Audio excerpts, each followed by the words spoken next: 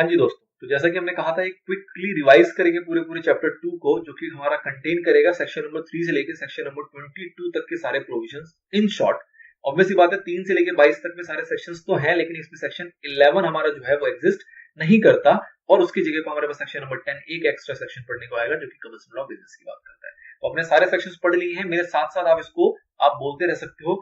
Display पे obviously कोशिश करेंगे कि आपका ये कंटेंट सेक्शन वाइज चलता रहे, बाय सर्च उसको लेके चलेंगे, सीक्वेंस लेके चलेंगे क्योंकि बुक में सीक्वेंस में नहीं है। चलिए फटाफट शुरू करते हैं। सबसे पहला सेक्शन हमारा आया था फॉर्मेशन ऑफ कंपनी का, जो कि है हमारा सेक्शन नंबर 3 के अंदर। फॉर्मेशन ऑफ कंपनी में आपने क्या देखा था कि फॉर्मेशन ऑफ कंपनी में बताया गया कि कंपनी को 5 कैटेगरी में आपका डिवाइड किया जा सकता है, चाहे वो प्राइवेट कंपनी हो, चाहे वो ओपीसी हो, चाहे वो पब्लिक कंपनी हो। 5 कंपनी की कैटेगरी कौन कौन सी थी? तो पहली कैटेगरी थी आपकी लिमिटेड बाय शेयर्स, फिर आती है guarantee with share capital, without share capital, फिर आता है आपका unlimited company with share capital and without share capital.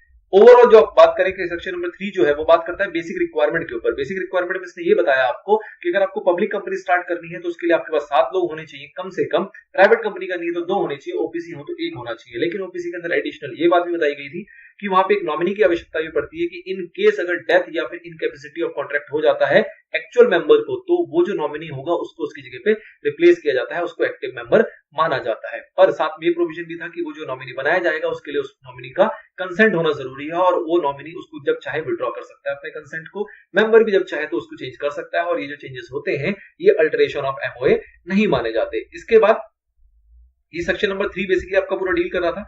फिर यहाँ पे एक छोटा एरिया और आया था सेक्शन नंबर 3A का, जिसको कहते थे हम maintenance, maintain minimum number of members. ये बेसिकली क्या बात करता था कि जो मिनिमम नंबर ऑफ क्राइटेरिया ऊपर आपको बताया गया 2 का, 7 का या 1 का जैसा भी है, तो वो आपको मेंटेन करके रखना है। सपोज करो ऐसा हो जाता है कि 7 मेंबर से घट के 5 मेंबर हो जाते हैं, 2 की डेथ हो गई या कुछ भी ऐसा इश्यू हो गया, तो उस केस में क्या होगा? तो उस केस में आपको 6 महीने का टाइम लिमिट दिया गया था कि 6 महीने तक तो आप कोई दिक्कत नहीं, अरेंज करके उसको फुलफिल कर लो अपने बेसिकली सेक्शन 3 की फॉर्मेलिटीज को। इन केस अगर आप उसको फुलफिल नहीं कर पाते तो 6 महीने के बाद से जो भी आप कॉन्ट्रैक्ट करोगे उसमें अनलिमिटेड लायबिलिटी हो जाएगी सभी मेंबर्स की मिला जुला के। जैसे कि 5 मेंबर अगर बचे हुए हैं तो 6 महीने के बाद के जितने भी कॉन्ट्रैक्ट्स होंगे, जितनी भी डेट्स या लायबिलिटीज अराइज होंगी, उसके लिए वो मेंबर्स पूरे जिम्मेवार होंगे। कंपनी की लायबिलिटी वहां पे नहीं होगी, उन पर्संस की लायबिलिटी होगी, उन मेंबर्स की लायबिलिटी होगी। ये 3A के अंदर बात आई थी। फिर हमारे पास आता है सेक्शन नंबर 4। सेक्शन नंबर 4 आपको ध्यान होगा, सेक्शन नंबर 4 था हमारा एमओए के ऊपर। मेमोरेंडम ऑफ एसोसिएशन के अंदर आपने क्या देखा था? तो एमओए के अंदर इसको थोड़ा सा सर्च करना मुश्किल है क्योंकि मल्टीपल चीजें हैं। चलिए, तो एमओए के अंदर आपने क्या देखा था कि एमओए को आप ओरिजिनली क्रिएट कर सकते हो या फिर उसके अंदर अल्टरेशंस भी करना अलाउड होता है। ऑब्वियसली बात है, एमओए बेसिकली क्या होता है? तो आपका मेनली कॉन्स्टिट्यूशन माना जाता है। जैसे कि हमारा भारत का कॉन्स्टिट्यूशन होता है, वैसे कंपनीज का कॉन्स्टिट्यूशन कहलाता है एमओए। एमओए आपको एरियाज बताता है कि इस चीज के अंदर हम डील करेंगे। एमओए के अंदर मल्टीपल क्लॉज मेंशन होते हैं कि किस तरीके से काम करेंगे, कहां उनका ऑफिस होगा, क्या उनका नाम होगा, इस टाइप के सारे क्लॉजेस के प्रोविजन इसके अंदर आए थे। और फिर ये कहा गया था कि जो एमओए है उसके अकॉर्डिंग ही आपको रिएक्ट करना है। मतलब जो एमओए के अंदर आप बंद गए उसके अकॉर्डिंग ही आप परफॉर्म करोगे, उसके बियॉन्ड जाके आप परफॉर्म नहीं कर सकते। और जो आपका एमओए होगा या फिर एओए होगा, ऑब्वियसली बात है in compliance with companies act होगा। मतलब कंपनीज एक्ट सबसे बड़ी अथॉरिटी हो गई, उसके अंडर उसको कंप्लाई करते हुए आप अपना एमओए बनाओगे और उस एमओए के अंदर आपकी कंपनी के सारे प्रोविजंस कवर हो जाएंगे। उस एमओए के बियॉन्ड जाके कंपनी परफॉर्म नहीं कर सकती। ठीक है, फिर आपने देखा था कि अगर एमओए के बियॉन्ड जाके करती है तो फिर कुछ अल्ट्रावायर और इंट्रावायर का प्रोविजन आया था, उसको भी आगे देखते हैं। देन बात आई थी इसके अंदर क्लॉजेस के ऊपर। क्लॉजेस के ऊपर ऑब्जेक्ट क्लॉज की बात आई थी। ऑब्जेक्ट क्लॉज में बेसिकली क्या कहा गया था कि वो ऑब्जेक्ट जो आपका मेन इंटेंशन है उस कंपनी को क्रिएट करने का, उस ऑब्जेक्ट को मेंशन करते हैं ऑब्जेक्ट क्लॉज के अंदर और उस ऑब्जेक्ट के तहत ही हम अपने सारे काम को करते हैं। नेम क्लॉज में बात आई थी कि आपका नाम के अंदर यूज करना पड़ेगा लिमिटेड या प्राइवेट लिमिटेड टाइप का वर्ड। प्राइवेट लिमिटेड या लिमिटेड जो वर्ड होते हैं ये 2 लोगों के ऊपर एप्लीकेबल नहीं होता। नंबर 1 इज सेक्शन 8 कंपनी और एक ऊपर आपका कवर हुआ था जिसको कहते हैं हम गवर्नमेंट कंपनी। इन दोनों कंपनीज के अंदर आपको प्राइवेट लिमिटेड या लिमिटेड वर्ड यूज करने की आवश्यकता नहीं होती है। फिर रजिस्टर्ड ऑफिस ऑफ क्लॉज देखा था आपने। उस ऑफिस के अंदर बेसिकली वो स्टेट होता है जहां से आप मेनली ऑपरेट कर रहे हो, जहां से आपको चाहे रजिस्ट्रार हो, चाहे कोई और कंपनी या कोई और पर्सन हो जो आपको डिलीवर कर सके नोटिस वगैरह या डिलीवर कर सके आपको डॉक्यूमेंट्स वगैरह, या आपसे कोई भी ट्रांजैक्शन करना है तो उसके लिए कोई दस्तावेज वगैरह तैयार होंगे तो उसमें उस ऑफिस का जिक्र हो सके, तो उसके लिए आपको एक रजिस्टर्ड ऑफिस मेंटेन करना होता है जिसके ऊपर सेक्शन 12 हमारा अलग से आएगा। तो ये रजिस्टर्ड ऑफिस क्लॉज इसके बारे में बात करता है कि वो स्टेट, वो लोकेशन जहां से आप ऑपरेट करते हो। ऑब्जेक्ट क्लॉज हमारा बेसिकली कवर हो गया। फिर आपकी बात आई थी लायबिलिटी क्लॉज की। तो लायबिलिटी क्लॉज में आपने क्या देखा था कि लायबिलिटी क्लॉज में क्या हो सकता है? एक होता है आपका लिमिटेड बाय शेयर्स। तो लिमिटेड बाय शेयर्स के अंदर बेसिकली क्या होगा कि जो आपका अनपेड शेयर कैपिटल है उसको पे करने के लिए लायबल होते हैं। लिमिटेड बाय गारंटी की बात आती है तो लिमिटेड बाय गारंटी में क्या देखा आपने कि जितना अमाउंट आपने गारंटी किया, मतलब अंडरटेक किया, एक तरीके से undertaking the at the time of registration, तो उतने के लिए आप लेवल हो कि at the time of wound up आप उस एसेट्स के अंदर उस लाइबिलिटीज वगैरह को पे करने के लिए उतना ही कंट्रीब्यूट करोगे जितने की आपने अंडरटेकिंग दे रखी है at the time of registration. फिर बात आती है कि शेयर कैपिटल में एक प्रोविजन इसके अंदर एडिशन आया था कि जो भी आपके शेयर कैपिटल होंगे, ऑब्वियसली बात है उनका डिवीजन प्रॉपर्ली होना चाहिए कि कितने शेयर्स हैं और कितने रुपए का एक शेयर है। कोई भी जो सब्सक्राइबर होगा वो कम से कम एक शेयर लेगा, एक से कम शेयर्स वो नहीं ले सकता। फिर ये ओपीसी वाली सेम रिपीटेशन चल रही है, तो यहाँ पे नेम क्लॉज में आपने फिर एक देखा था एडिशनल नेम क्लॉज में ऊपर की चर्चा आ गई थी, फिर इसके ऊपर और विस्तार से यहाँ पे क्या देखा था कि नेम जो आप अप्लाई करोगे, ऑब्वियसली बात है नेम अप्लाई करने का प्रोसीजर क्या होगा कि आप जो नेम अप्लाई करेंगे वो किसी भी एग्जिस्टिंग कंपनी के आइडेंटिकल या रिसेंबल नहीं होना चाहिए। इसके ऊपर आपने आगे भी देखा है कि वो इवन दो किसी ट्रेडमार्क से भी आइडेंटिकल या रिसेंबल नहीं होना चाहिए, और जो परमिट बेसिकली किए गए हैं आपके नाम, उन्हीं नाम के अकॉर्डिंग होगा। कोई अनडिजायरेबल नेम जो होते हैं जो कि सेंट्रल गवर्नमेंट मना करता है या फिर किसी लॉ के अंदर वो एज अ ऑफेंस माना जाता है, तो उस टाइप के नाम को आप यूज नहीं करेंगे। फिर यहाँ पे कुछ वर्ड्स आए थे कि इस नाम को जो है बेसिकली प्रिस्क्राइब किया गया है कि इन नाम को आप यूज नहीं करेंगे, और यूज करने से पहले आपको क्या लेनी पड़ेगी, सेंट्रल गवर्नमेंट की परमिशन। फिर कुछ नाम ऐसे आए थे जिस नाम के लिए उन पर्टिकुलर रेगुलेटरी बॉडी, सपोज करें आरबीआई से रिलेटेड नाम है या फिर आईआरडीए से रिलेटेड नाम है, सेबी से रिलेटेड नाम है, तो उस टाइप के नाम के लिए आपको क्या करना पड़ेगा, उस पर्टिकुलर रेगुलेटरी बॉडी से परमिशन लेना पड़ेगा कि हम इस टाइप का नाम यूज करने जा रहे हैं। अगर वो परमिशन देंगे तो उसके परमिशन लेटर के थ्रू ही आपका इनकॉर्पोरेशन कंप्लीट हो पाएगा। फिर बात आती है रिजर्वेशन ऑफ नेम की। रिजर्वेशन ऑफ नेम का बेसिकली क्या प्रोसीजर था यहाँ पे, तो प्रोसीजर आपको क्या बताया गया था कि आपको नेम अप्लाई करना है। अप्लाई करने के लिए आपको ऑनलाइन मतलब इलेक्ट्रॉनिकली अप्लाई किया जाता है। बेसिकली रन का एक फॉर्म था जिसके बारे में आपने पढ़ा था इसके नोट के अंदर कि रन का फॉर्म है जो कि आप वेब सर्विसेज जो एमसीए की साइट है उसमें जाके इस फॉर्म को भरते हो, और उस फॉर्म को भरने के बाद जो आपकी डिटेल वहां पे प्रोवाइड करोगे कि अगर उसको किसी से सिमिलर है तो अप्रूवल लेटर वगैरह भी लगाओगे। फिर रजिस्ट्रार के पास आता है मौका, रजिस्ट्रार चाहे तो उसको अप्रूव कर सकता है, चाहे तो उसको रिजेक्ट कर सकता है, और रजिस्ट्रार के पास टाइम लिमिट था कितने दिन का, 15 दिन का। मतलब आपने जो सबमिट किया उसके 15 दिन के अंदर चाहे तो उसको रिजेक्ट कर दे, चाहे तो उसको अप्रूव कर दे। एक बार अगर सपोज करो आपको अप्रूव कर दिया गया है तो वो नाम आपके लिए कब तक बरकरार रहता है, तो अगर बात करें कि आप नया नया इनकॉर्पोरेशन करने जा रहे हैं तो उस केस में 20 डेज तक वो नाम आपके लिए अवेलेबल रहेगा, उसके बाद वो एक्सपायर माना जाएगा। और अगर बात करें कि आप चेंज कर रहे हैं one company to another company, मतलब आपकी कंपनी ऑलरेडी इनकॉर्पोरेटेड है और आप नए नाम के लिए अप्लाई किया था क्योंकि आपको नाम बदलना है, तो उस केस में वो नाम जो आपके लिए रिजर्व किया गया है वो 60 दिन तक आपके लिए अवेलेबल रहता है from the date of approval. फिर कैंसिलेशन को लेकर बात आई थी, इसके ऊपर आगे चर्चा है अलग अलग सेक्शंस में भी कि कैंसिलेशन के केस में क्या होगा कि अगर आपने इनकरेक्ट इन्फॉर्मेशन प्रोवाइड की थी तो इनकरेक्ट इन्फॉर्मेशन के केस में आपका जो रजिस्ट्रेशन उसको कैंसिल किया जा सकता है, और इवन दो उसके ऊपर पेनल्टी भी लगाई जा सकती है। अगर आपका वो एक बार इनकॉर्पोरेट हो गया है तो उस केस में ऑब्वियसली बात है आपको चेंज करने के लिए कहा जाएगा। चेंज करने के ऊपर 3 महीने का टाइम आपको दिया जाता है। इसको आप और डीपली पढ़ेंगे जब आपका फर्दर ये आएगा सेक्शन नंबर 16 के अंदर, जहां पे उसकी चेंजेस की बात आएगी। वहां पे 3 महीने भी और वहां पे 6 महीने का प्रोविजन भी आया है जो कि आप पढ़ चुके हैं सेक्शन 16 के अंदर। अच्छा, यहाँ पे आपका नाम चेंज करने के लिए भी आपको कहा जा सकता है, आपकी कंपनी स्ट्राइक ऑफ भी की जा सकती है और आपको वाइंड अप भी किया जा सकता है आपकी कंपनी को। नाउ ये कुछ एक पॉइंट था कि जो अथॉरिटी जो मतलब रजिस्टर है, जो रजिस्ट्रार है, जो नेम अलॉट कर रहा है उसको ऑब्वियसली बात है जो रूल्स वगैरह होते हैं उसके बारे में उसको फेयर नॉलेज होनी चाहिए। डोमिसाइल क्लॉज वही चीज है जो रजिस्टर्ड ऑफिस क्लॉज आपने देखा कि जिस जगह से आप ऑपरेट कर रहे हैं, जिस स्टेट से आप ऑपरेट कर रहे हैं वो रजिस्टर जो कि बेसिकली काम आता है as a permanent address of company. Object lies जिस पर्पस के लिए आपने अपना इनकॉर्पोरेशन किया है। फिर इस पूरे एरिया के अंदर आपका एक बहुत इंपॉर्टेंट टर्म आया था जिसको हम कह रहे हैं डॉक्ट्रिन ऑफ अल्ट्रा वायर्स। ये बेसिकली क्या कह रहा था कि जो आपको पावर्स दी गई मेमोरेंडम के अंदर उसके बियॉन्ड जाके आप काम नहीं करोगे, उसके बियॉन्ड जाके अगर आप काम करते हो तो वही आपका कहलाता है डॉक्ट्रिन ऑफ अल्ट्रा वायर्स, जो कि आपका वॉइड होते हैं। उस टाइप की अगर कोई एक्टिविटी परफॉर्म की, कोई कॉन्ट्रैक्ट आपने किया है तो वो वॉइड माना जाता है। तो वॉइड ट्रांजैक्शंस के अंदर ना ही कंपनी उसके परसू कर सकती है, ना ही कॉन्ट्रैक्टिंग पार्टी आपके परसू कर सकती है। मेमोरेंडम के खिलाफ जाके अगर आप कोई एक्टिविटी करते हो तो इसके अंदर दो चीजें आती हैं कि नंबर 1 कि एक जनरल रूल क्या है कि जो आपके मेमोरेंडम के खिलाफ आप मेमोरेंडम के बियॉन्ड जाके आपने काम किया है उसको आपके मेंबर्स रेटिफाई नहीं कर सकते। बट कोई एक्ट ऐसा है जो डायरेक्टर ने अपनी अथॉरिटी के बियॉन्ड जाके काम किया है, मतलब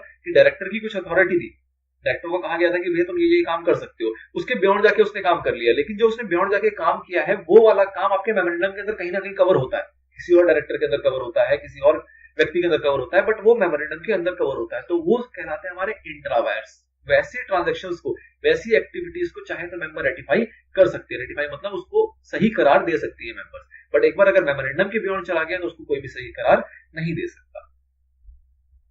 इसके ऊपर चर्चा थी आपकी डॉक्ट्रिन ऑफ अल्ट्रा वायर्स की। देन हमारा सब्सक्रिप्शन क्लॉज एक आता है। सब्सक्रिप्शन क्लॉज का बेसिकली मतलब क्या हुआ कि कितने लोगों ने कितना कितना सब्सक्राइब किया है। जो सब्सक्राइबर हमारे मेमोरेंडम के अंदर उन्होंने कितने कितने शेयर्स सब्सक्राइब किए हैं उसके बारे में इंफॉर्मेशन हमें फाइल करनी होती है किसको, रजिस्ट्रार को। फिर बात आई थी फॉर्म्स की, टेबल्स की, ये इंपॉर्टेंट था, इसके ऊपर आपने क्वेश्चंस भी चेक किया कि आपने क्वेश्चंस भी इसके ऊपर फ्रेम हो रखे हैं और बड़े ही डिफरेंट टाइप से फ्रेम हुआ था। तो आपके शेड्यूल 1 के अंदर बेसिकली आते हैं टेबल्स 5 जो कि मेमोरेंडम के ऊपर है और उसके आगे के 5 टेबल होते हैं जो आर्टिकल के ऊपर है, जो इन्होंने एक साथ यहाँ पे दे दिए हैं। ए से लेके ई तक 5 जो है आपके वो एक सीक्वेंस में चलता है। मेमोरेंडम के ऊपर सबसे पहला आता है लिमिटेड बाय शेयर्स, उसके बाद गारंटी आएगा नॉट शेयर कैपिटल, गारंटी आएगा विद शेयर कैपिटल, फिर आएगा अनलिमिटेड नॉट शेयर कैपिटल, फिर आएगा अनलिमिटेड विद शेयर कैपिटल। फिर आर्टिकल की बारी शुरू होती है। आर्टिकल में पहले आएगा लिमिटेड बाय शेयर्स, जैसे कि मैंने आपको याद करने के लिए बताया था कि बीप जो टेबल है उसमें पहले गारंटी जो आता है वो विदाउट शेयर कैपिटल आता है, लेकिन जब हम आर्टिकल की बात करते हैं तो उसमें सेकंड नंबर पे जो गारंटी आता है वो विद शेयर कैपिटल आता है और इस सीक्वेंस में आपको याद हो जाना चाहिए। तो वही आएगा, पहले आपका आर्टिकल आएगा लिमिटेड बाय शेयर्स, फिर आएगा आर्टिकल गारंटी के अंदर विद शेयर कैपिटल, फिर गारंटी के अंदर विदाउट शेयर कैपिटल, अनलिमिटेड के अंदर विद शेयर कैपिटल, अनलिमिटेड के अंदर विदाउट शेयर कैपिटल। तो ये सारे आपके प्रोविजंस थे इसके अंदर। फिर एक बात आती है कि यहाँ पे आया था limited by guarantee not having share capital, इसके ऊपर भी आगे एक बार और रिपीटेशंस आएगी कि अगर गारंटी के थ्रू है कंपनी इनकॉर्पोरेशन हुई है और वहां पे शेयर कैपिटल नहीं है तो ऑब्वियस सी बात है जो मेंबर्स होंगे जिन्होंने गारंटी दिया था डिविजिबल वाले प्रॉफिट में सिर्फ उन्हीं का हाथ हो सकता है, उसके अलावा किसी और का नहीं हो सकता। मतलब कि सपोज करो डिवीजन ऑफ प्रॉफिट के अंदर किसी आप ऐसे व्यक्ति का भी नाम रखते हो जो कि ऑलरेडी मेंबर नहीं है, जिसने गारंटी नहीं दिया, तो उस केस में ये जो हरकत होगी ये क्या मानी जाएगी, आपकी वॉइड मानी जाएगी, इसको वैलिड नहीं माना जाता। तो ये पूरी बात करता है। द थिंग इज कि ओवरऑल एमओए क्या कहता है कि एमओए कहता है कि थोड़ा सा मेरे बारे में बता दो कि एमओए क्या होता है, कैसे होता है। फिर एमओए कहता है कि अलग अलग क्लॉजेस के बारे में थोड़ा थोड़ा बता दो जिसके अंदर इन डेप्थ जानकारी आती है नेम क्लॉज के अंदर। फिर एट लास्ट बात करता है वो किसके बारे में बताने के लिए, आपको डॉक्ट्रिन ऑफ अल्ट्रावायर्स के अंदर और साथ में कुछ टेबल्स की जानकारी। ठीक है, तो this is all about MOA section number 4।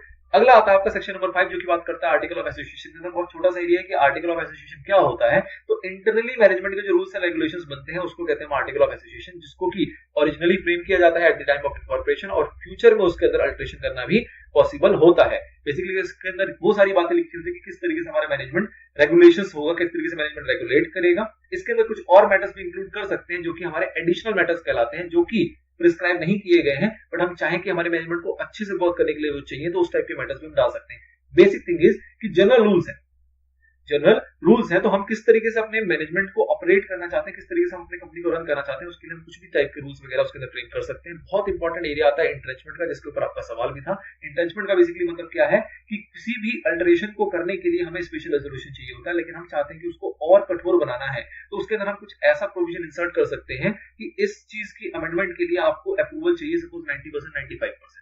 ठीक है, तो ऐसे हरकत करना भी पॉसिबल होता है अगर हम आर्टिकल्स में हमने प्रोविजन डाल रखा है किसका, इंट्रेंचमेंट का। इंट्रेंचमेंट के प्रोविजन के लिए आपको जनरल बातें क्या ध्यान रखनी है कि स्पेशल रेजोल्यूशन इंट्रेंचमेंट जो आपका प्रोविजन आर्टिकल के अंदर इंसर्ट किया जाएगा वो कब किया जाएगा, या तो originally at the time of incorporation जब आपका ओरिजिनली फ्रेम किया गया था आर्टिकल तब कर सकते हो, बाद में अल्टरेशन के थ्रू कर सकते हैं, लेकिन अल्टरेशन के थ्रू जब आप करोगे तो अगर प्राइवेट कंपनी की बात करें तो उनको अगर इंट्रेंचमेंट का प्रोविजन डालना है तो सारे मेंबर्स की सहमति वहां पे होनी चाहिए।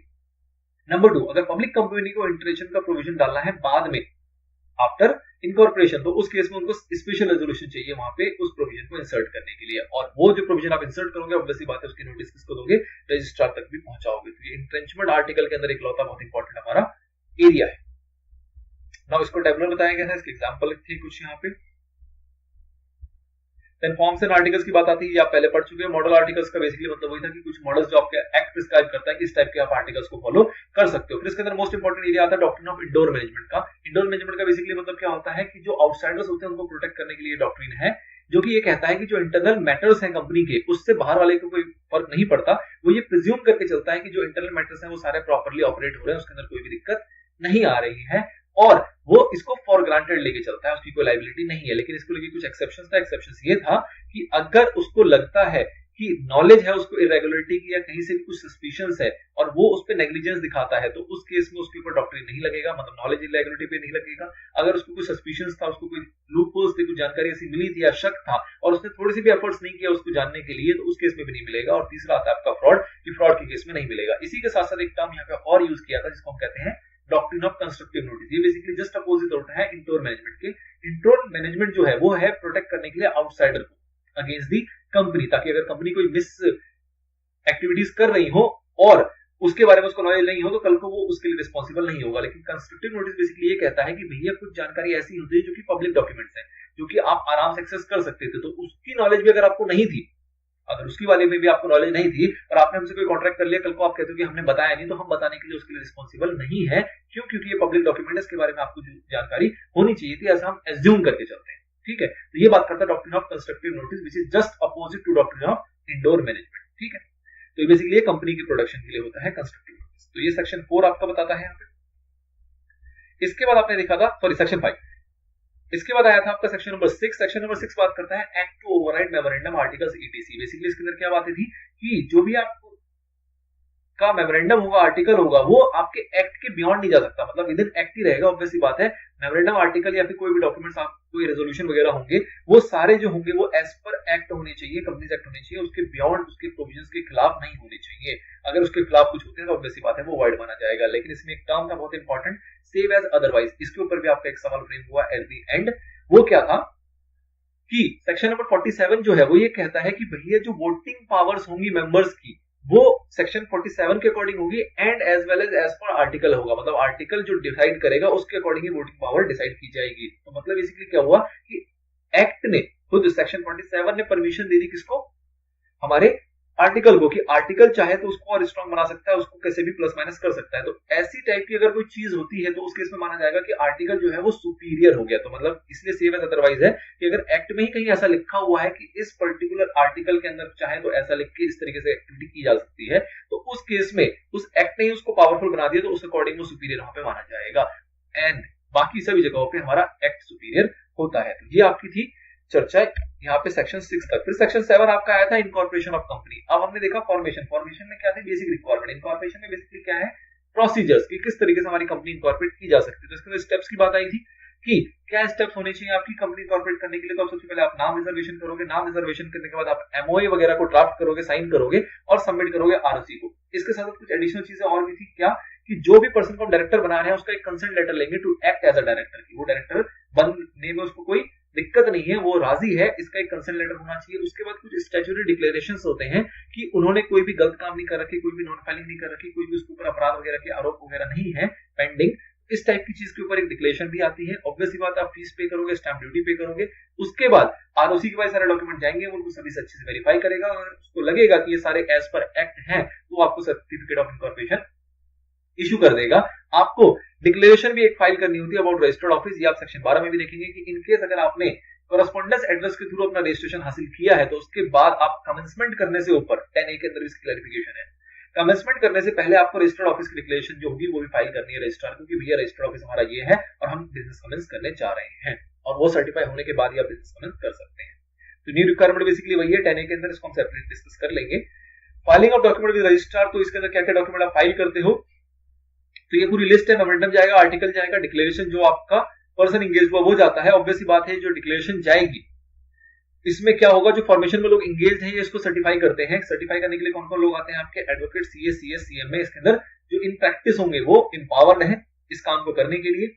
उसके बाद साथ ही साथ में जो पर्सन जिसका नॉमिनेशन किया गया होगा आर्टिकल के अंदर, जो हम बेसिकली कहते हैं डायरेक्टर, मैनेजर या फिर सेक्रेटरी होते हैं कंपनी के, वो भी इसको क्या करेंगे, सर्टिफाई करेंगे कि सारे प्रोविजंस वगैरह जो भी एक्ट के हैं वो प्रॉपर यहाँ पे कंप्लाई किए गए हैं। फिर डिक्लेरेशन ली जाती है हमारे हर एक सब्सक्राइबर से और फर्स्ट डायरेक्टर से, किस चीज की, कि वो कन्विक्टेड नहीं है किसी भी प्रमोशन या formation and management of any company, कोई भी गिल्ट या फिर किसी भी चीज के लिए वो पिछले 5 सालों में कोई भी इस टाइप की कोई एक्टिविटी नहीं करी है, किसी भी चीज में वो गिल्टी नहीं पाए गए हैं, और जितनी भी डॉक्यूमेंट्स वगैरह प्रोवाइड किए जा रहे हैं वो सारे के सारे करेक्ट एंड कंप्लीट है उनकी नॉलेज के हिसाब से, उनके अकॉर्डिंग कोई भी चीज यहाँ पे इनकम्प्लीट नहीं है।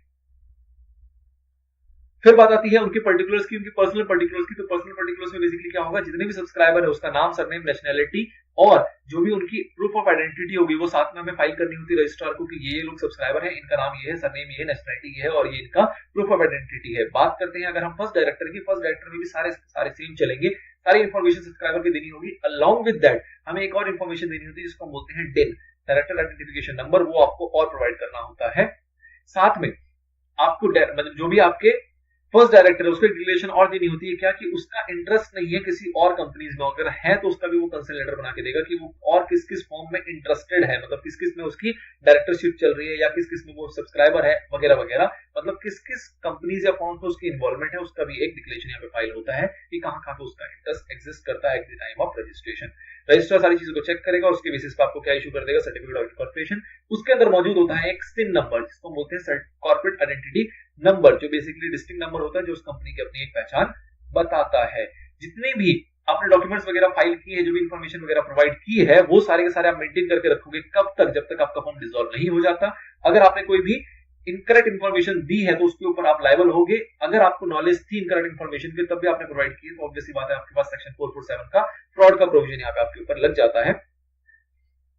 अगर कोई भी इंफॉर्मेशन ऐसी जो आपने छुपाई है, इनकरेक्ट दी है, तो उसके अंदर क्या होगी, तो आपको कंपनीज के ऊपर, डायरेक्टर्स के ऊपर वगैरह मतलब अलग से भी आपकी कार्रवाई होती है।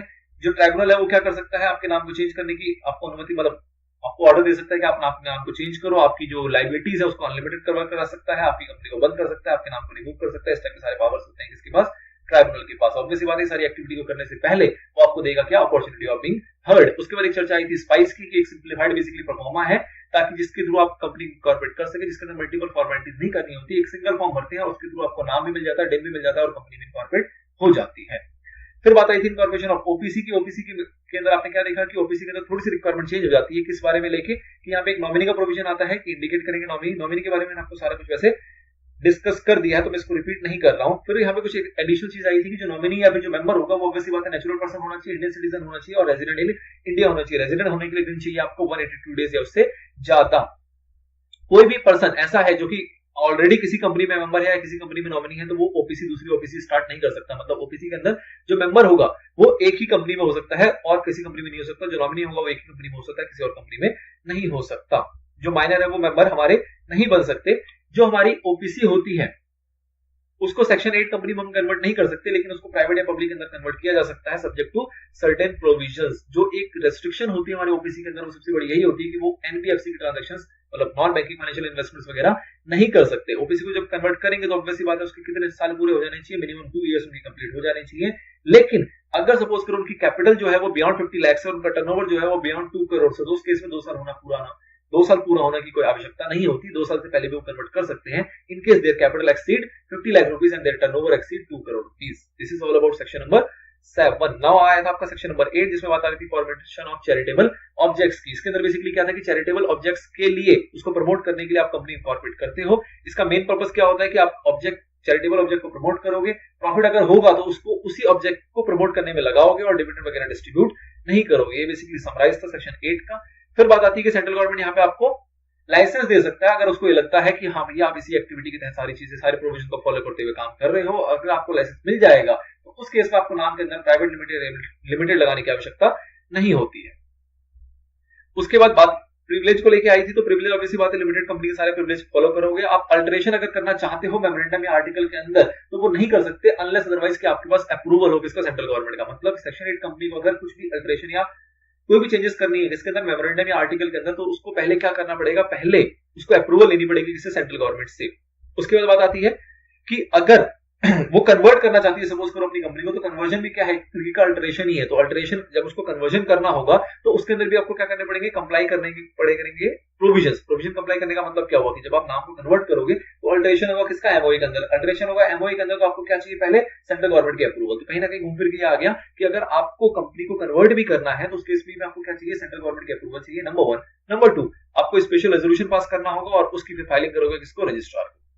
आपका लाइसेंस रिवोक करने के ऊपर सवाल बहुत अच्छे तरीके से आया हुआ है कि रिवोक कर सकती है सेंट्रल गवर्नमेंट अगर उसको ऐसा लगता है कि आप कोई भी एक्ट्स के या प्रोविजन को किसी भी चीज को वायलेट कर रहे हो। तो अगर वो ऐसा रिवोक करेगी तो सबसे पहले रजिस्टर जागेगा और रजिस्टर क्या करेगा, आपके नाम से वो मतलब नाम के अंदर चेंजेस करेगा और उसके अंदर लिमिटेड या प्राइवेट लिमिटेड को ऐड कर देगा। और ये दोनों एक्टिविटी होने से पहले ऑब्वियसली बात है आपको एक नोटिस सर्व किया जाएगा जिसके अंदर आपको दिया जाएगा अपॉर्चुनिटी ऑफ बीइंग हर्ड। एक बार आपका लाइसेंस रिवोक हो गया तो फिर सेंट्रल गवर्नमेंट चाहे तो आपकी कंपनी को बाउंड अप भी कर सकती है, चाहे तो उसको अमलगमेंट भी कर सकती है। और ऑब्वियसली बात है इस एक्टिविटी को करने से पहले भी वो आपको क्या देगी, अपॉर्चुनिटी ऑफ बीइंग हर्ड। अगर वो अमलगमेंट करती है, अमलगमेंट किसी ऐसी कंपनी के साथ करेगी जो कि सेक्शन 8 के अंदर ही रजिस्टर्ड हो और उसका ऑब्जेक्ट क्या होना चाहिए, सेम होना चाहिए जो आपकी कंपनी का था। अगर वो वाइंड अप करती है तो वाइंड अप करने के अंदर अगर सपोज को आपका एसेट बच जाता है, कुछ तो एसेट को वो ट्रांसफर कर सकती है किसी भी सिमिलर कंपनी को जो कि रजिस्टर्ड है ऑब्वियसली सेक्शन 8 के अंदर और उसका ऑब्जेक्ट सेम है, या फिर वो उस एसेट्स को बेच सकती है और उसका जो प्रोसीड्स आएगा उसको वो ट्रांसफर कर सकती है इंसॉल्वेंसी एंड बैंक्रप्सी फंड के अंदर, जो कि बनाया जाता है इंसॉल्वेंसी एंड बैंक्रप्सी कोड 2016 के अंडर। देन बात आती है पेनल्टी को लेकर, तो पेनल्टी में आपको थोड़ा बहुत प्रोविजंस था, इसको आप ध्यान रख सकते हो एज सच। ये उसको स्पेशली बताया गया। ये एक्सेप्शन है, ये भी बहुत इंपॉर्टेंट है अपने आप में कि सेक्शन 8 कंपनी को क्या एक्सेप्शन मिलती है अदर कंपनी से, क्या कुछ विशेष माना जाता है इसके अंदर। तो ये क्या कर सकती है, अपनी जनरल मीटिंग को 14 दिन में बुला सकती है इंस्टेड ऑफ 21 दिन।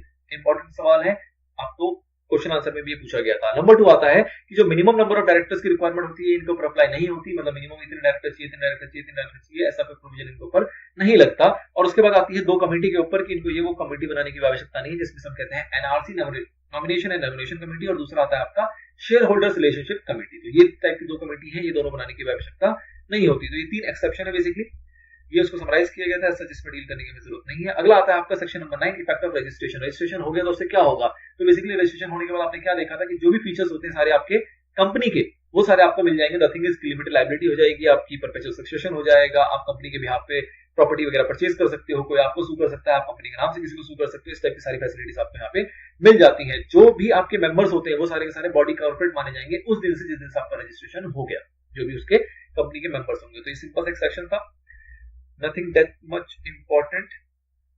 इसमें एक थोड़ी सी चर्चा सेंट्रल गवर्नमेंट स्टेट गवर्नमेंट की आई थी, इसको भी आप ध्यान रख सकते हो कि सेंट्रल गवर्नमेंट और स्टेट गवर्नमेंट की अगर होल्डिंग है आपकी कंपनी के अंदर, दैट डजंट मीन कि वो आपके एजेंट होंगे, वो आपके एजेंट नहीं है। अगर उसके अंदर सेंट्रल गवर्नमेंट या स्टेट गवर्नमेंट है, वहां पे प्रेसिडेंट जो है वो आपका शेयर होल्डर है, तो उस केस में दैट डजंट मीन कि वो जो होगा वो आपका एजेंट माना जाएगा। कंपनी स्टिल आपकी सेपरेट लीगल एंटिटी होगी, वो अपनी तरीके से परफॉर्म करेगी। तो ये सेक्शन 9 था आपका। नाउ सेक्शन 10 आपका आता है, सेक्शन 10 था effect of memorandum and article. ये सेम चला जैसे इफेक्ट ऑफ रजिस्ट्रेशन था कि मेमोरेंडम आर्टिकल होगा तो उस केस में क्या होगा, तो बहुत छोटी सी बातें थी।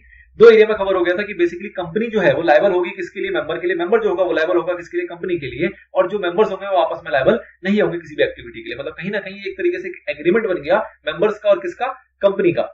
मेंबर कंपनी ने जितनी चीजों को ऑथराइज किया है, मेंबर उसी चीज को परफॉर्म करेगा, और उसके बियॉन्ड जाके करेगा तो उसके लिए वो सेल्फ लायबल है।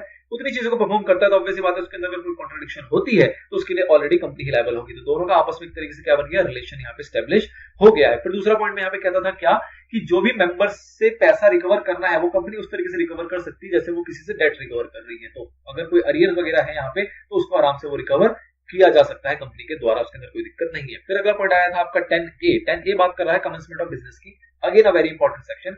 कमेंसमेंट ऑफ बिजनेस में बेसिकली 2 एरिया को डील किया जाता है। नंबर 1 कि जितनी भी आप बिजनेस को कमेंस नहीं कर सकते जब तक जितने सब्सक्राइबर ने आपके शेयर्स को सब्सक्राइब किया था उसकी पेमेंट उसने ना कर दी हो, और उसका डिक्लेरेशन आपको फाइल करना होता है 180 डेज के अंदर। 180 दिन के अंदर आपको ये डिक्लेरेशन देना है कि जितने भी सब्सक्राइबर थे उन सबके पैसे आ गए। नंबर 1। नंबर 2, अगर रजिस्टर्ड ऑफिस आपका पहले से वेरीफाइड नहीं था तो उसके लिए भी आप फाइलिंग करोगे अपनी वेरिफिकेशन कराने के लिए कि ये मेरा रजिस्टर्ड ऑफिस है, इसको मैंने एस्टेब्लिश किया है, और उसकी इन्फॉर्मेशन आप किसको दोगे, रजिस्ट्रार को दोगे। ठीक है। इनकेस आप ऐसा नहीं करते तो उसके लिए कुछ पेनल्टी प्रोविजंस था, उसको आप आराम से रीड कर लोगे। और अगर आपने ए नंबर के जो क्लॉज था उसकी डिक्लेरेशन फाइल नहीं की, ए नंबर मतलब कि पैसे की पेमेंट की अगर नहीं आई, तो कंपनी जो रजिस्ट्रार है वो ये भी अज्यूम कर सकता है कि आपका जो बिजनेस है वो ऑपरेट ही नहीं हो रहा, उसके अंदर ऑपरेशन होने की कोई संभावना नहीं है, और इसके बेसिस पे वो चाहे तो आपके नाम को रिमूव, मतलब कंपनी के नाम को रिमूव भी कर सकता है रजिस्टर से। तो ये पावर भी वो अपने पास रखता है यहाँ पे। ओके। फिर वही है कि अगर कोई आपने अलग से अप्रूवल वगैरह भी किसी रेगुलेटरी से लिया हुआ है तो उसकी भी फाइलिंग आपको साथ में इसके साथ करनी होती है। That not that much important. Then 11 आपका था नहीं, 12 आपका आता है रजिस्टर्ड ऑफिस के ऊपर। Registered office again important. Registered office में बेसिकली क्या है कि आपका एक बार रजिस्टर्ड ऑफिस इनकॉर्पोरेट हो जाएगा तो वो क्यों जरूरत होती है उसकी, ताकि वो आपका फिजिकल ऑफिस की तरह इंटरप्रेट किया जाता है। कोई भी डॉक्यूमेंट्स अगर सर्व करने हो आपको तो वो आपके रजिस्टर्ड ऑफिस पे किया जाता है। रजिस्टर्ड ऑफिस जो होगा वो आपका एक परमानेंट ऑफिस होना चाहिए, पीओ बॉक्स नंबर नहीं चलेगा, वहां पे एक बंदा मौजूद होना चाहिए और जो ऑफिस वर्किंग आवर में उसको ओपन रखे और वो कोई भी डॉक्यूमेंट वगैरह को रिसीव कर सके। जो रजिस्टर्ड ऑफिस है वो आपका हेड ऑफिस भी हो सकता है या कॉर्पोरेट ऑफिस भी हो सकता है या उससे अलग भी हो सकता है, कोई फर्क नहीं पड़ता। कहीं ना कहीं हेड ऑफिस जो है हमारा रजिस्टर्ड ऑफिस जो है वो डोमिसाइल बताने में भी मदद करता है, और मोस्ट इंपॉर्टेंट वो ज्यूरिसडिक्शन ऑफ कोर्ट बताने में मदद करता है। मतलब कि कोई भी अगर डिस्प्यूट वगैरह राइज होती है तो किस ज्यूरिसडिक्शन के कोर्ट में वो जाएगा, कहां सेटल होगी उसकी बात, तो वो आपका आइडेंटिफाई होगा उस बेसिस पे जिस बेसिस पे आपका मतलब जहां पे आपका रजिस्टर्ड ऑफिस एस्टैब्लिश होगा। अच्छा जी, रजिस्टर्ड ऑफिस जो आपका एस्टैब्लिश करेगा उसकी इन्फॉर्मेशन आपको कितने दिन के अंदर देनी होती है, तो 30 डेज का टाइम ड्यूरेशन है जिसके अंदर आपको इन्फॉर्मेशन देनी होती है। उसकी वेरिफिकेशन की जाएगी। उसके बाद लेबलिंग को लेकर कुछ इंपॉर्टेंट पॉइंट्स थे। लेबलिंग को लेकर अच्छे पॉइंट्स ये हैं कि जो भी आपका कंपनी का नाम होगा उसको आप या तो आप फ्लेक्स के थ्रू या पेंट के थ्रू उसका नाम एड्रेस अपने सारे ऑफिस के बाहर चिपका के रखोगे जहां पे भी आपका बिजनेस चल रहा है, और वो उस लैंग्वेज में होना चाहिए जो कि उस लीगैलिटी की लैंग्वेज है, ताकि वहां के लोग उसको पढ़ सके, आइडेंटिफाई कर सके। फिर बात आ रही थी कि आपका अगर ऑफिशियल सील आप मेंटेन करते हो तो उसके अंदर भी आप उस नाम को यूज करोगे। नेम और एड्रेस जो होगा आपका वो सारी उन जगहों पे यूज किया जाएगा जो भी आपके डॉक्यूमेंट्स होंगे, बिजनेस डॉक्यूमेंट्स होते हैं जो आपके लेटर हेड्स वगैरह होते हैं, बिल हेड्स वगैरह होते हैं, पेपर्स वगैरह, जो भी इस तरीके से आप कोई भी कम्युनिकेशन चीज के लिए यूज करते हैं तो वहां पे आपका name, address, telephone number, email, fax, इस टाइप की जो भी नेसेसरी इंपॉर्टेंट डिटेल्स होती है वो सारी वहां पे मौजूद होनी चाहिए। फिर बात आती है नेम चेंज के ऊपर कि अगर आपने नेम चेंज कर लिया, इसके ऊपर आपका सवाल आया था क्या कि अगर आपने नेम चेंज कर लिया तो उसके इसमें आपको 2 साल तक टाइम लिमिट मिलता है कि आप अपने नए नेम को भी लिख सकते हो, साथ में अपने फॉर्मर नेम को भी वहां पे लिख सकते हो साथ में, ये दर्शाते हुए कि पहले हम इस नाम से जाने जाते थे, अब हम इस नाम से जाने जाते हैं। तो इसके लिए जो आपका टाइम ड्यूरेशन है वो कितना है, 2 साल। ये सवाल में आया हुआ है, जहां पर हमने 1 साल का ऑप्शन था, उसको ध्यान रखना, आपको 1 साल नहीं है 2 साल है। बात आती है ओपीसी की, ओपीसी को क्या करना पड़ेगा, तो ओपीसी को अपने नाम के साथ साथ ब्रैकेट में क्या लिखना पड़ेगा, 1% company, it is again mandatory point. Notice to registrar, तो ये तो आपका पॉइंट आ ही गया कि रजिस्ट्रार को आपको नोटिस देना है।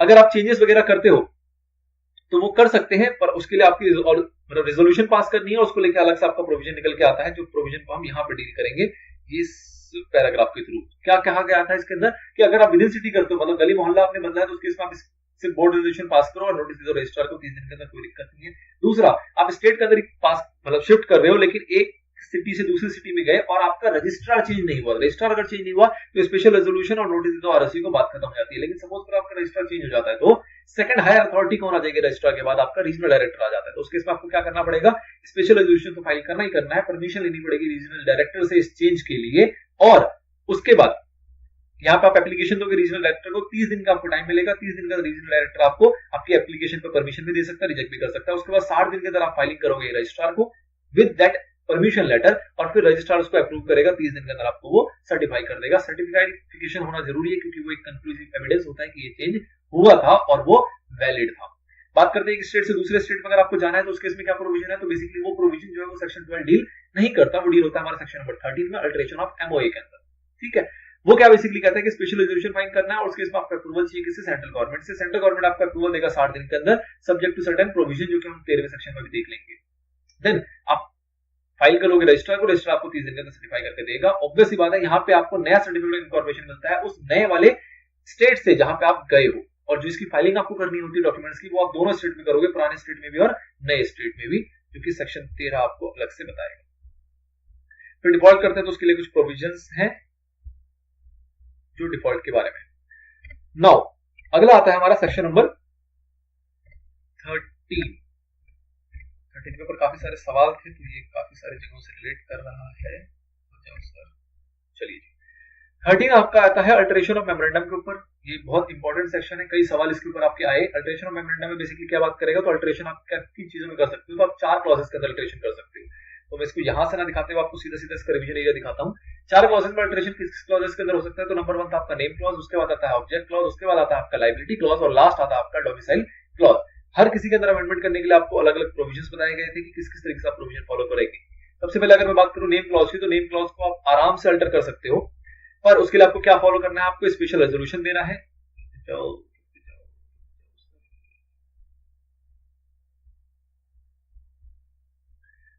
ओके, स्पेशल रेजोल्यूशन आपको फाइल करना होगा। उसके बाद आपको क्या अप्रूवल की जरूरत है, तो आपको यहाँ पे अप्रूवल चाहिए किसकी, सेंट्रल गवर्नमेंट की, subject to section 16। Section 16 basically rectification की बात आएगी, तो उसको अलग से देख लेंगे, बट फिलहाल आप ध्यान रखो कि आपको अप्रूवल चाहिए किसकी, सेंट्रल गवर्नमेंट की। आपको यहाँ पे क्या मिलेगा, एक सर्टिफिकेट मिलेगा फ्रेश टाइप का, फ्रेश सर्टिफिकेट ऑफ रजिस्ट्रेशन मिलेगा, जो कि आरओसी के द्वारा आपको इशू किया जाएगा अगर आपका नाम चेंज होता है नए नाम के अंदर, with the information of that amendment, मतलब जो अल्टरेशन होगी उसकी इंफॉर्मेशन उसके अंदर मौजूद होगी। और इसकी एप्लीकेबिलिटी की अगर बात करें तो एप्लीकेबल नहीं होता कब, जब आप कन्वर्जन करते हो कहां से, प्राइवेट से पब्लिक, मतलब प्राइवेट को ऐड या डिलीट करते हो तो उसके अंदर आपको नेम क्लॉज के अंदर अल्टरेशन की जरूरत नहीं होती। मतलब कि प्राइवेट से पब्लिक गए, पब्लिक से प्राइवेट में आए, तो उसको अल्टरेशन ऑफ मेमोरेंडम ही नहीं कहते।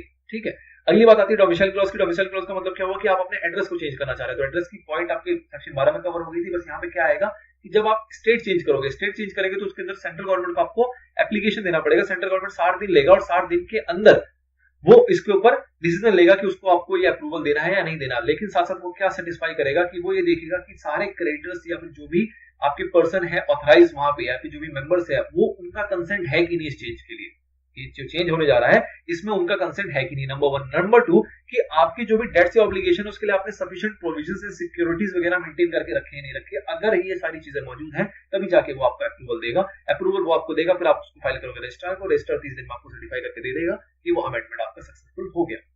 अगली बात आती है ऑब्जेक्ट क्लॉज। ऑब्जेक्ट क्लॉज अगर आप चेंज करना चाहते हो तो अगेन आपको स्पेशल रेजोल्यूशन चाहिए, लेकिन साथ में आपको ध्यान कर देना कि ऑब्जेक्ट क्लॉज को चेंज करना अलाउड नहीं है अगर आपने रेज कर रखा है पब्लिक से मनी और वो अनयूटिलाइज आपके पास रखा हुआ है। लेकिन आप कर सकते हो अगर आप इसके प्रोविजन को फॉलो करोगे। क्या प्रोविजन है? नंबर 1 स्पेशल रेजोल्यूशन पास करना पड़ेगा, और नंबर 2 आता है कि स्पेशल रेजोल्यूशन जो आपने पास किया उसकी डिटेल्स वगैरह को आप पब्लिश करोगे कहां पे? न्यूज़पेपर में। न्यूज़पेपर कौन सा होगा? जो आपके इंग्लिश लैंग्वेज में होगा और दूसरा वर्नाक्युलर लैंग्वेज में होगा, मतलब वो लैंग्वेज आपके रजिस्टर्ड ऑफिस के एरिया में माना जाता है, पढ़ा जाता है। साथ ही में अगर आप वेबसाइट मेंटेन करते हो तो अपने वेबसाइट के अंदर भी उसको प्लेस करोगे उसकी जानकारी को, और साथ में जस्टिफिकेशन दोगे कि ऐसा चीज आप क्यों करना चाह रहे हो, वो भी आपको वहां पे देना है। दूसरा पॉइंट यहाँ पे आता है, अगर सपोज करो कोई डिसेंटिंग शेयर होल्डर है, मतलब बाद में वो आपके सारे जस्टिफिकेशन के बाद भी वो राजी नहीं हुआ, तो उसको आपको देना पड़ेगा अपॉर्चुनिटी टू एग्जिस्ट। जो भी प्रमोटर या फिर शेयर होल्डर है जिनके पास कंट्रोल है, उनको उसको अपॉर्चुनिटी देनी पड़ेगी कि भैया तुम जाना चाहो तो जा सकते हो, अपने ऑब्जेक्ट को चेंज करने वाले हैं। उसके बारे में बात करता है। फिर बात आती है आपकी लायबिलिटी क्लॉज में। अगर इसको अंदर आपको अल्टरेशन करनी है तो अगेन आपको स्पेशल रेजोल्यूशन चाहिए, लेकिन साथ में ये बात क्या बताता है कि लायबिलिटी क्लॉज के अंदर अगर कोई कंपनी है जो कि लिमिटेड बाय गारंटी है और नॉट हैविंग शेयर कैपिटल है, तो उसके अंदर अगर वो किसी ऐसे मेंबर को उसके अंदर इंसर्ट करते हैं जो कि उसका मेंबर नहीं है, लेकिन वो डिविजिबल प्रॉफिट में उसको अगर ऐड करना चाहते हैं, तो ऐसी कोई एक्टिविटी अगर की गई है तो उसको क्या माना जाएगा? वॉइड माना जाता है। इस बारे में इसने चर्चा कर दी है। अगला आता है आपका आर्टिकल्स के अंदर अल्टरेशन की बात। तो भैया आर्टिकल्स के अंदर हम अल्टरेशन कर सकते हैं, कोई दिक्कत नहीं है। आपको स्पेशल रेजोल्यूशन पास करना पड़ेगा। प्राइवेट से पब्लिक बनाना है, पब्लिक से प्राइवेट बनाना है, तो वो भी आपका अल्टरेशन ऑफ आर्टिकल के अंदर कवर हो जाता है। उसके बाद बात आती है कि अगर आपको पब्लिक कंपनी से प्राइवेट कंपनी, मतलब प्राइवेट से पब्लिक में कन्वर्ट करना है, तो उसके साथ आपको सेंट्रल गवर्नमेंट की कोई अप्रूवल नहीं चाहिए। बट इनकेस अगर आपको पब्लिक कंपनी से प्राइवेट कंपनी में आना है तो ऑब्वियस बात है आपको पहले क्या चाहिए होगा? एक prior approval of central government, वो आपको चाहिए। उसके बाद ऑब्वियस बात है आप क्या करोगे? आप फाइलिंग करोगे अपनी अल्टरेशन की, किसको? रजिस्ट्रार को। रजिस्ट्रार को जो आप फाइल करोगे उसके साथ साथ में आप क्या लगाओगे? इनकेस अगर आपके पास कोई अप्रूवल वगैरह है सेंट्रल गवर्नमेंट का, जो भी हमने ऊपर देखा, तो उस केस में आप अप्रूवल के साथ साथ फाइल करोगे अपनी रेजोल्यूशन को रजिस्ट्रार को। रजिस्ट्रार को सर्टिफाई करेगा, और उसको लगेगा सारे प्रोविजन एक्चुअल में फॉलो हुए हैं प्रॉपर तरीके से, तो उसको सर्टिफाई करके आपको क्या कर देगा? एक्नॉलेज कर देगा, मतलब आपको उसकी इन्फॉर्मेशन पहुंच जाएगी कि आपने सारा कुछ सही तरीके से किया है। और अल्टरेशन आपकी तभी कंप्लीट मानी जाती है जब उसके अंदर सर्टिफिकेशन होगा। एक पॉइंट आपका सेक्शन 15 का ऊपर भी रह गया, यहाँ उसको कवर कर लेते हैं। सेक्शन 15 बेसिकली क्या कहता है कि जो भी अल्टरेशन की गई है वो नोट होना चाहिए हर कॉपी के अंदर। हर कॉपी का मतलब क्या हुआ कि जो भी आपने अल्टरेशन की उसको आपको नोट करना है हर एक कॉपी। मतलब उसके बाद अल्टरेशन के बाद जितने भी नए आपके आर्टिकल या मेमोरेंडम आपके इशू किए जाएंगे, उसके अंदर जो भी अल्टरेशन की गई है उसकी जानकारी होनी चाहिए। अगर बिना जानकारी के अगर आपने फ्रेश मतलब ऐसी इशू कर दिया अपने मेमोरेंडम या आर्टिकल, तो उसके इसमें आपके ऊपर पेनल्टी लगती है, जो कि कितनी होती है? 1000 रुपए हर एक इशू के ऊपर। मतलब कि विदाउट सच अल्टरेशन अगर आपने इशू कर दिया, मतलब अल्टरेशन हो गया है बट आप बिना अल्टरेशन के इन्फॉर्मेशन के उसको आप इशू किए जा रहे हो, तो जितनी इशू कर दिए मल्टीप्लाई बाय 1000 रुपीज की आपको पेनल्टी लगेगी। ये बात करता है सेक्शन नंबर 15, जो कि एप्लीकेबल होता है दोनों अल्टरेशन के ऊपर, मतलब सेक्शन नंबर 13 में भी और सेक्शन नंबर 14 में भी। तो इस तरीके से हमारा 15 तक खत्म हो जाता है। फिर बात आती है सेक्शन नंबर 16 की। सेक्शन नंबर 16 बात करता है रेक्टिफिकेशन की, कि नेम रेक्टिफिकेशन की कब बारी आएगी। तो नेम रेक्टिफिकेशन की बारी में यहाँ पे 2 पॉइंट है। नंबर 1 कि जब आपकी जो कंपनी का नेम है वो आइडेंटिकल है किसी ऐसे नेम से जो कि एग्जिस्ट करती है, किसी ऐसे नेम के साथ आइडेंटिकल है जो कि ऑलरेडी एग्जिस्ट करता है, हमारे कंपनी लॉ के अंदर रजिस्टर्ड है। तो उस केस में जो सेंट्रल गवर्नमेंट है वो चाहे तो आपको एक नोटिस सर्व कर सकती है कि भैया आप अपना नाम जो है उसको चेंज करो 3 महीने की मोहलत के अंदर अंदर। दूसरा पॉइंट आता है कि अगर उस नाम जो आपकी कंपनी का नाम है वो आइडेंटिकल है किसी ऐसे नाम से जो कि रजिस्टर्ड ट्रेडमार्क है, और रजिस्टर्ड ट्रेडमार्क का जो प्रोप्राइटर है वो एप्लीकेशन देता है सेंट्रल गवर्नमेंट को 3 साल के अंदर अंदर, और सेंट्रल गवर्नमेंट कहता है कि जी मेरा तो रजिस्टर्ड था और कंपनी इस नाम से पहले से चल रही है, तो सेंट्रल गवर्नमेंट उसको प्रॉपर्ली चेक करेगी और उसके बाद आपको नोटिस सर्व कर सकती है कि भैया आप अपने नाम को चेंज करो। और उस केस में आपको मोहलत देती है वो 6 महीने की, पहले 3 महीने की, इसमें आपको मोहलत मिलेगी 6 महीने की। आप चेंज कर सकते हो। ऑब्वियसली बात है आपके पास जब सेंट्रल गवर्नमेंट का लेटर आएगा तो आपको चेंज करना पड़ेगा, और चेंज करोगे आप, और चेंज करने के 15 दिन के अंदर आप इन्फॉर्म करोगे अपने रजिस्ट्रार को। रजिस्ट्रार उसके बेसिस पे आपको क्या करेगा? एक fresh certificate of incorporation issue करके देगा। फिर कुछ पेनल्टी के पॉइंट्स थे जिसको आप ऑल्सो खुद से रीड कर सकते हो। This is all about section number 16। फिर बात आती है आपके सेक्शन नंबर 17 की, जिसमें बात करता है copies of memorandum article to be given to members. Obviously बात है जो भी मेंबर्स होते हैं उसको मेमोरेंडम या आर्टिकल की कॉपीज वगैरह प्रोवाइड किया जाना चाहिए अगर वो रिक्वेस्ट करते हैं तो। रिक्वेस्ट करेंगे लेकिन साथ के साथ वो क्या पे करेंगे? उसके ऊपर जो भी फीस डिसाइड होगी, अगर वो फीस उनकी पेमेंट हो जाती है तो आपको विद इन 7 डेज 7 दिनों के अंदर अंदर आपको मेमोरेंडम हो गया, आर्टिकल हो गया, कोई रेजोल्यूशन हो गया, कोई एग्रीमेंट्स हो गए, कोई कॉन्ट्रैक्ट्स हो गया, कुछ भी हो गया, वो जो भी रिक्वेस्ट किया है वो आपको पहुंचाना पड़ेगा अगर उनकी फीस की पेमेंट हो गई है तो। और इनकेस अगर आप नहीं पहुंचाते हो तो उसके ऊपर आपके ऊपर पेनल्टी लगेगी। किसके ऊपर? कंपनी के ऊपर या फिर ऑफिसर इन डिफॉल्ट के ऊपर 1000 रुपए प्रतिदिन से लेके 1 लाख रुपए तक। ये बात आती है आपकी सेक्शन नंबर 17 में कि आपको उनको प्रोवाइड करानी पड़ेगी। अगली बात आती है conversion of company already registered. अगर आपकी कंपनी को कन्वर्ट करना है, मतलब प्राइवेट से पब्लिक, पब्लिक से प्राइवेट एज द केस में भी, या किसी और फॉर्म में कन्वर्ट करना है, तो उस केस में आपको क्या करना पड़ेगा? तो उस केस में आपका प्रोविजन आता है कि आपको ऑब्वियसली बात है अल्टरेशन करनी पड़ेगी मेमोरेंडम आर्टिकल के अंदर। तो इनिशियल स्टेप है, जब आपने अल्टरेशन कर दिया, सेकंड नंबर पे आप क्या करोगे? आप रजिस्ट्रार को फाइल करोगे अपनी इंफॉर्मेशन, जिसके अंदर आप क्या कह दोगे उसको कि आपने सारे प्रोविजन सही से फॉलो किए हैं, और उसके अकॉर्डिंग आपका अल्टर्ड मेमोरेंडम आर्टिकल जाएगा with special resolution, no doubt. और अगर उस रजिस्ट्रार को लगता है कि आपने सारे प्रोविजन अच्छे से फॉलो किए हैं, तो वो क्या करेगा? पुरानी कंपनी जो आपकी होगी, फॉर्मर कंपनी, उसको वो क्लोज कर देगा और आपको एक नया इशू कर देगा, सर्टिफिकेट ऑफ इनकॉर्पोरेशन। बट साथ में ध्यान ये रखना है कि आपने नाम कन्वर्ट किया, इससे ये मतलब नहीं कि जो पुरानी कंपनी के आपके डेट ऑब्लिगेशन वगैरह होंगे वो खत्म हो जाएंगे, वो एज इट इज कंटिन्यू माने जाएंगे। जो पुरानी कंपनी में थे वो फर्दर ट्रांसफर हो जाएगा आपकी न्यू कंपनी के अंदर, सारे डेट ऑब्लिगेशन जो कि थे वो एज इट इज ही रहेंगे। ये बात करता है आपका सेक्शन नंबर 18। सेक्शन नंबर 19 आया था subsidy not to hold shares in holding company. बहुत इंपॉर्टेंट सेक्शन है। ये क्या कहता है कि जो सब्सिडरी कंपनी होगी वो होल्डिंग कंपनी के शेयर्स वगैरह परचेज नहीं कर सकती, ना ही होल्डिंग कंपनी उसको ट्रांसफर कर सकती है।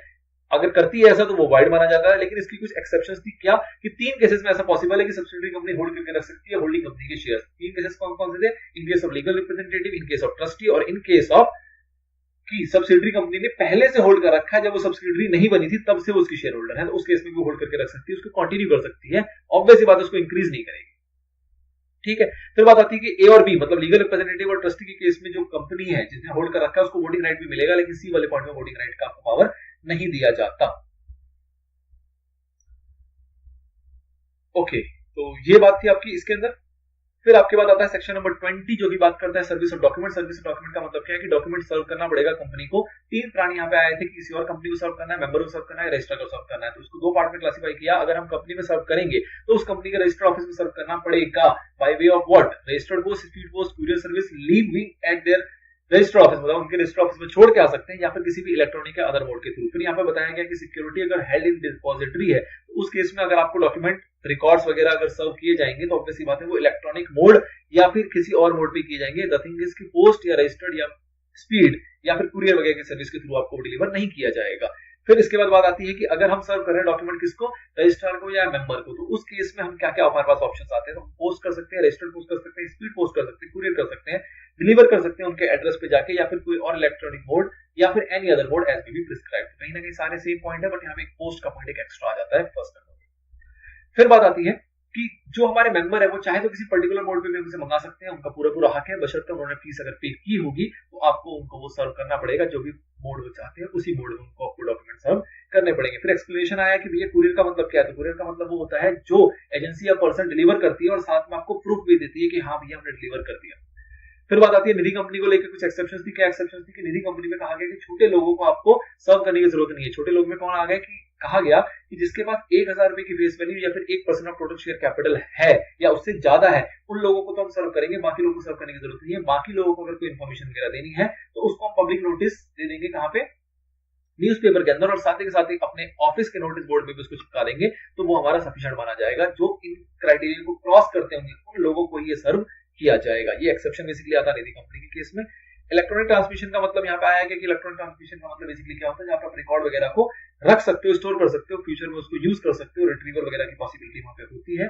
जनरली इसके अंदर एग्जांपल दिया गया आपका फैक्स और ईमेल का। फिर बात आई नेटवर्क की। नेटवर्क बेसिकली कवर होता है आपका जो एनसी की वेबसाइट वगैरह होती है, इस टाइप की कोई टेक्नोलॉजी वगैरह यूज की जाती है जिससे कि आप जो डॉक्यूमेंट या जो इन्फॉर्मेशन वगैरह वो शेयर करते हो। और फिर आया other mean as may be prescribe which may be reasonable. Delivery of post की बात आई थी। इसमें हमने देखा था कि अगर नोटिस ऑफ मीटिंग की बात होगी तो मीटिंग के केस में वो 48 घंटे के अंदर आपका डिलीवर हो जाना चाहिए, और एनी अदर केस में स्पीड पोस्ट का जो ऑर्डनरी टाइम होगा, जो पीरियड लगता होगा, वो लगे, कोई दिक्कत नहीं है। But in case of meeting time should be 48 hours, उससे ज्यादा नहीं लगना चाहिए। फिर बात आती है आपकी सेक्शन नंबर 21 की, जो बात कर रहा था ऑथेंटिकेशन की। ऑथेंटिकेशन का मतलब क्या होता है कि कोई भी डॉक्यूमेंट ऑथेंटिकेट कब माना जाएगा, जब वो साइन किया हुआ होगा। साइन करने की पावर किस किस को दी गई, तो ये सेक्शन कहता है कि भैया कोई भी केएमपी साइन कर ले, कोई दिक्कत नहीं, या फिर कोई भी ऑफिसर या एम्प्लॉय साइन कर सकता है जिसको कि ऑथराइज कर रखा है किसने, हमारे बोर्ड ने। तो अगर इन दोनों में से किसी ने भी साइन कर रखा है तो वो डॉक्यूमेंट्स वगैरह जो होंगे वो क्या माने जाएंगे, ऑथेंटिक माने जाएंगे। केएमपी क्या होता है, ये आपका पहले भी कवर हुआ डेफिनेशन वाले एरिया में, साथ में यहाँ पे और इसको डिटेल बताया गया था, जिसमें कहा गया था सीईओ हो गया, एमडी हो गया, सेक्रेटरी, होल्डर डायरेक्टर, सीएफओ, या फिर कोई भी ऐसा पर्सन जो एक लेवल बिलो का है लेकिन उसको डेजिग्नेट कर रखा है हमारे बोर्ड ने, तो वो भी हमारे इसके अंदर कवर हो जाता है। एंड लास्ट कौन सा पॉइंट आता है, any officer as may be prescribed. Last section आपको बचता है सेक्शन नंबर 22, जो बात करता है execution of bill of exchange का। इंपॉर्टेंट क्वेश्चन था, इसके ऊपर आपका लास्ट सवाल भी बना था क्या कहा गया कि भैया एग्जीक्यूट कौन कर सकता है, कोई भी डॉक्यूमेंट या बिल ऑफ एक्सचेंज या कुछ टाइप की चीज को एग्जीक्यूट करने के लिए पावर दिया गया कि कोई भी पर्सन को किया जा सकता है जिसको भी ऑथराइज किया गया है as a attorney in writing. वो बंदा विद इन इंडिया भी कर सकता है, इंडिया के बाहर भी जाके कर सकता है। ये कभी होगा जब किसी पर्सन को ऑथराइज किया जाएगा इन केस जब कंपनी के पास कॉमन सील होगा। अगर कॉमन सील है तो किसी पर्सन को ऑथराइज किया जा सकता है as a attorney in writing, क्योंकि वो कॉन्ट्रैक्ट वगैरह एग्जीक्यूट करे विद इन इंडिया और आउटसाइड इंडिया। अगर कॉमन सील नहीं है तो उस केस में कम से कम 2 डायरेक्टर होने चाहिए एग्जीक्यूशन के लिए, और अगर कंपनी सेक्रेटरी एग्जिस्ट करती है तो उस केस में एक डायरेक्टर और एक कंपनी सेक्रेटरी भी चाहे तो एग्जीक्यूट कर सकते हैं। ये सारे टाइप की एग्जीक्यूशन जो होगी ये कंपनी को बाइंड करती है, इसके अलावा कोई भी एग्जीक्यूशन आपका अलाउड नहीं होता। तो ये बात आई थी आपकी सेक्शन नंबर 22 के अंदर। आई होप हमने अच्छी खासी स्पीड से इसको कवर कर लिया, इसको अच्छे से समराइज कर लिया है। अगर आपको किसी में थोड़ा सा कंटेंट कम लगा हो या कुछ वैसी दिक्कत आई हो तो आप इसको डिटेल में जाके पीछे देख सकते हैं। सभी की आपकी इंडिविजुअल कंटेंट के इंडिविजुअल सेक्शंस की अपनी वीडियो तैयार है।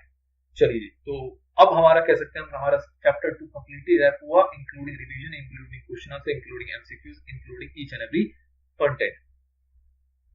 मिलते हैं आपसे चैप्टर नंबर 3 के साथ। इसको आप होपफुली डन कर लीजिएगा। ओवरऑल आपका ये 5 से 7 नंबर का आ जाता है, एग्जाम्स के अंदर पूछा जाता है इसके सारे प्रोविजंस में।